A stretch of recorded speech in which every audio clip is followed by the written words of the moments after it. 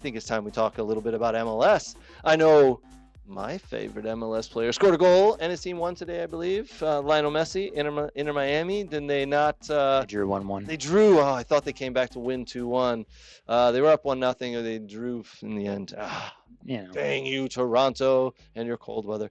I don't even know. It was actually down in Miami. I was saying they probably brought some cold weather with them, Brooks. Yeah. They probably throwing snowballs at Lionel Messi, and he still scored. That's how good he is. That's how good he is. Yeah. All right, buddy. So what's going on in the MLS? Yeah, listen, it's still early in the season. There's still a lot that can happen.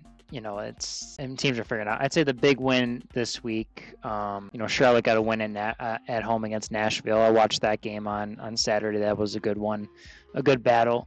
A big win for Kerry Zavagnin taking over as head coach at Sporting KC for Peter Vermees. That happened. Yep. Anyone doesn't know, Kerry Zavagnin, Michigan guy. He's been at Kansas City. So when they were the Wizards in 2000, back then, and he's been with them for essentially 20 as a player, then a coach for 25 years. But he is a Catholic Central grad. So congrats to him. Can he not only turn the club around, but bring back the old Wizards uniforms? Man, those were awesome. They've done some throwback stuff for that. Yes, that was a very unique design. But a big 2-0 win against their rival St. Louis City SC at home. So that was a good start for Kerry, and he mixed it up a little bit. He put Jake Davis, a former Vardar Academy player for Michigan. Yes, sir. They put him in the midfield instead of outside back, and I say he's been playing outside left back. Is it? He plays left and right. Yeah, I saw a couple of games of him at the left, and I'm like, it just seems like a bit of a waste out there. Like, wow, what are we doing? And Wagner steps in and puts him in the middle, and he put a couple young guys in the midfield. Put Jacob Bartlett, who was just recently left Notre Dame early. He was a Sporting KC Academy player. Recently left Notre Dame early to sign a homegrown deal with the Sporting KC, but he's been starting Bartlett, and then Davis gets put in the middle. Kyrie Shelton put out wide on the right side. It just looked more a little in sync. Looks like the guys were having fun. Not as much pressure maybe than Peter Vermees was putting on them. But anyway, so they got the good 2-0 win. Chicago Fire dropped one at Red Bull, 2-1. It was a good start for the Fire. Then they just couldn't, unfortunately, defend well enough to keep the lead. Columbus coming with a 2-1 victory over Montreal. Big win for FC Cincy, 1-0 against New England. Caleb Porter with another loss. That won't look good for him. Also, RSL getting a good 2-0 win against the LA Galaxy. San Diego continuing their run, winning at home against Seattle at Snapdragon Stadium. Good win for them. Vancouver beating Colorado 2-0.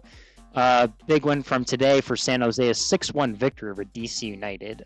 Huge win. Whoa! Huge win for Bruce Arena. That is a big scoreline of 6-1, man. Yeah, that's huge awesome. win for Bruce Arena. Done, and then, we turn to the table. When you look at the table here, Columbus in first place right now in the Eastern Conference with 15 points. Inter Miami in second, and then a couple teams tied on 13 points. A couple surprises there. Nashville's still kicking around. BJ Callahan actually doing a very good job. Nashville's not a direct team as much anymore. They're starting to play a little football. I like that from BJ Callahan. Interesting set of players he has, but it's working. Chicago in seventh place. I knew the Fire would be doing well. Wasn't sure it'd be this well, but they've been in a good run of form. Happy to see Charlotte up there and Wilfred Zaha. A couple teams at the bottom: Montreal and Toronto, New England. New York City FC, the surprise one in 11th place there in the Eastern Conference. And then if we turn over to the Western Conference, Vancouver in first place with 16 points, doing very well. San Diego in second.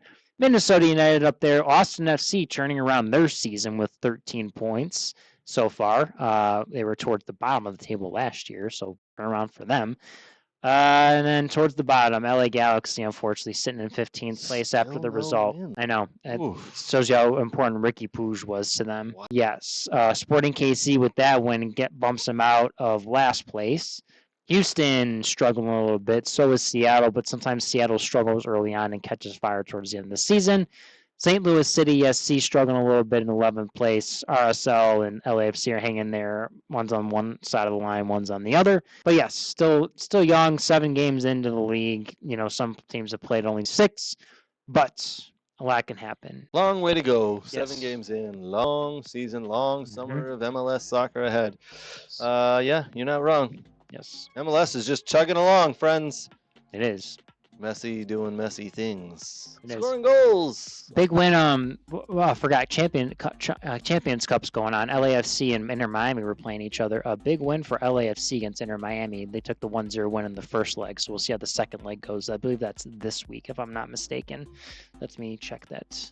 Yeah, that's an interesting one. Yes, so that second leg will be Inter Miami on April 9th at 8 p.m. And then also Vancouver plays Pumas that night for, I believe, the second leg of theirs. And I forget what the result was. But I know there's 4 MLS teams still in Champions Cup. Obviously, one will be knocked out because 2 MLS teams are playing each other. There's 4 Mexican teams.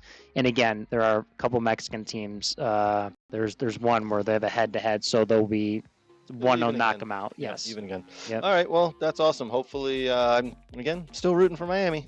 Sorry, I just can't root against Messi.